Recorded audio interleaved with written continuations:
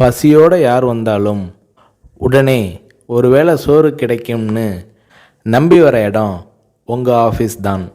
பசி பட்டினின்னு கிடந்து வந்த ஆள் இதை பண்ணுறாருனா சரி. நீங்கள் வசதியான வீட்டில் வளர்ந்து வந்தவர். இந்த பழக்கம் எப்படி உங்களுக்கு வந்தது என்று விஜயகாந்த் அவர்களிடம் ஒரு முறை கேட்டபோது அதற்கு விஜயகாந்த் அவர்கள், அதுக்கு காரணம் எங்கள் ரைஸ் மில். மதுரை மில்லில் நான் இருந்தப்போ வேலையாட்களை கவனிப்பேன். ஒரு தூக்கு சட்டியில் சோறு இருக்கும்.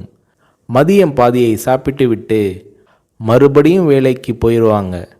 3-3:30 மணிக்கு மிச்சம் மீதியை சாப்பிடுவாங்க. எனக்கு வர சாப்பாட்டு பாத்திரங்களை கழுவுவதற்கு போட்டியே இருக்கும். காரணம், அதில் பாதி சாப்பாடு மிச்சம் இருக்கும். உலகத்தில் பெரிய கொடுமை பசி கொடுமைதான்.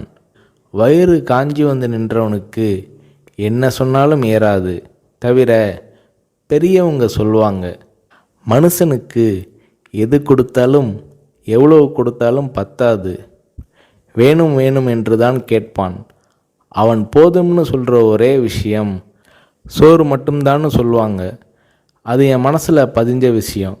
என்னால் கொடுக்க முடியுது, செய்கிறேன். நான் சம்பாதிக்கிறது மக்கள் காசு. என் உழைப்புக்கு அதிகமாகவே ஊதியம் தராங்க. அதில் ஒரு பகுதியை படிப்பு அது இதுன்னு அவங்க உதவிக்காக செலவழிக்கிறது என்னோட பொறுப்பு என்கிறார் விஜயகாந்த்.